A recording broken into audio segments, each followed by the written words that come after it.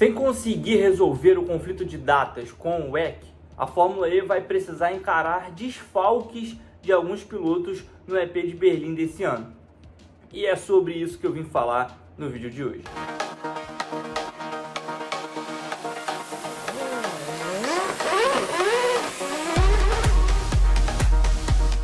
Bom dia, boa tarde, boa noite, amigos e amigas que acompanham o canal do Grande Prêmio. Eu sou João Pedro Nascimento, estou aqui de volta em mais uma quinta-feira para falar com vocês de novo sobre a Fórmula E, que está até passando aqui atrás. E, bom, vim falar sobre um assunto não muito agradável sobre a categoria, algo que realmente tem me incomodado bastante. Vim trazer a minha opinião, a minha avaliação e, é claro, eu queria saber a opinião de vocês.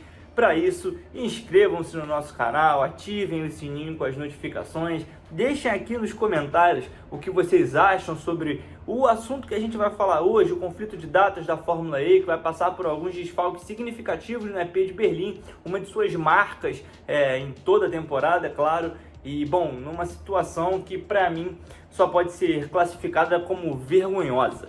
Vergonhosa porque a situação é a seguinte, vou trazer primeiro o contexto geral para depois, obviamente, trazer a minha avaliação sobre o assunto.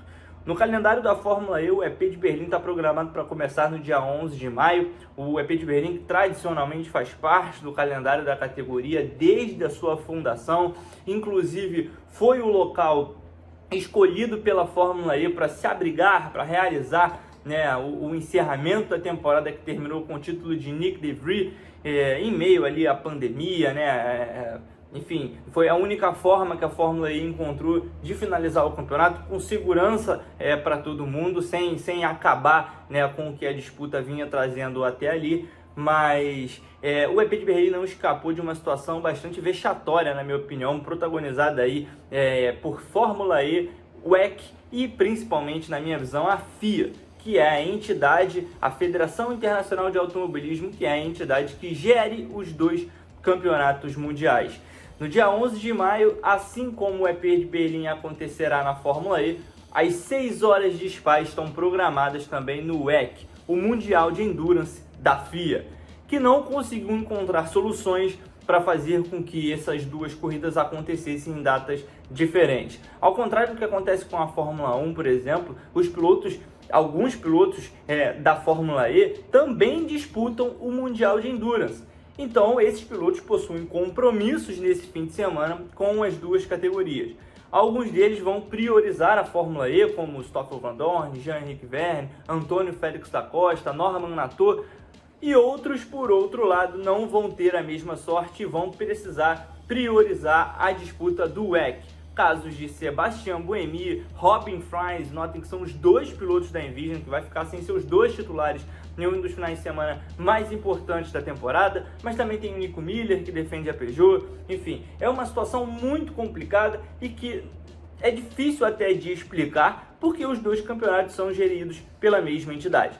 É importante a gente explicar alguns pontos aqui. O primeiro, o calendário da Fórmula E não é confeccionado como um calendário normal. Ainda que a categoria esteja se preparando para disputar suas corridas em várias pistas permanentes no ano que vem, Autódromo Hermanos Rodrigues na Cidade do México, Misano na Itália, Xangai na China, ainda assim é uma categoria que precisa muitas vezes se adequar ao cronograma local das cidades, justamente por sua veia urbana, por correr em grandes centros das cidades mundiais, ainda que o EP de Roma tenha deixado o calendário, essa saída foi por questões de segurança, mas a gente ainda tem Hyderabad, a gente tem São Paulo, a gente vai ter Tóquio no ano que vem, tem Diriyah na Arábia Saudita e o próprio circuito de Berlim, que tem a sua particularidade, que a gente vai falar daqui a pouco, mas é considerado também um circuito de rua. Então a Fórmula E várias vezes precisa se adequar aos calendários locais para poder organizar as suas corridas. E isso é um grande exemplo disso, por exemplo, é a retirada de Jacarta do calendário do ano que vem.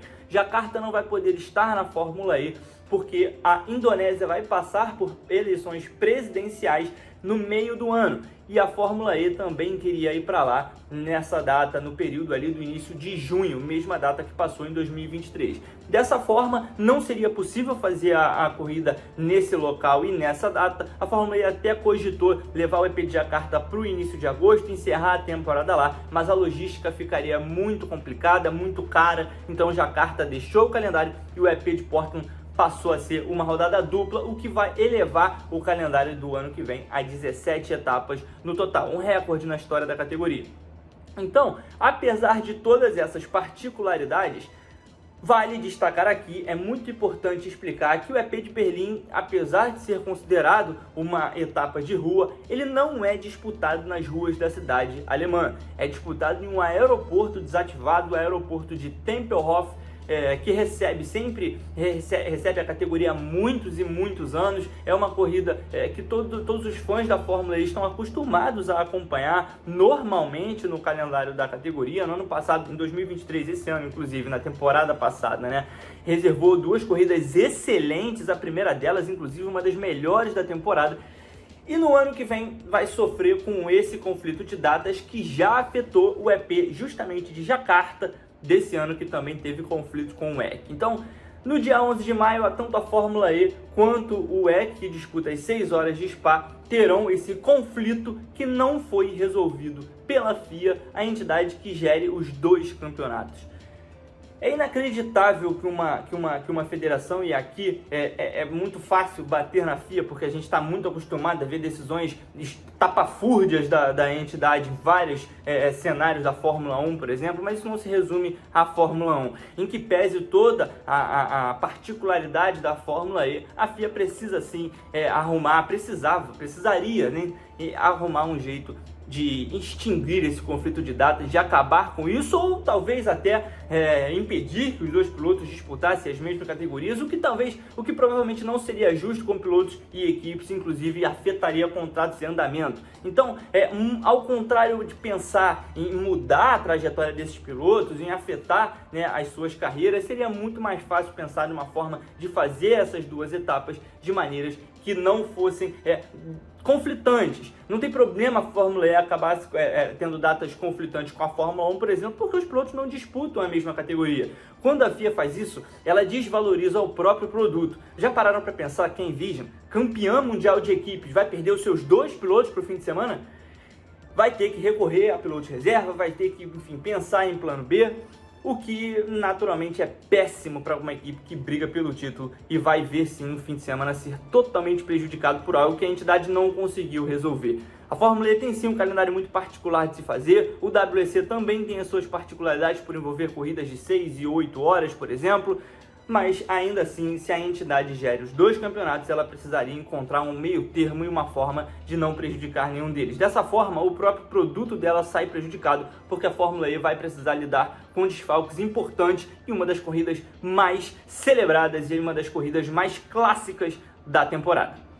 Na semana que vem eu tô de volta. Deixa aqui nos comentários o que vocês acham sobre essa bizarrice de conflito de datas, sobre o que a Envision vai precisar fazer, por exemplo, para encontrar uma solução para isso tudo, que na semana que vem eu tô de volta para falar com vocês de novo. Valeu!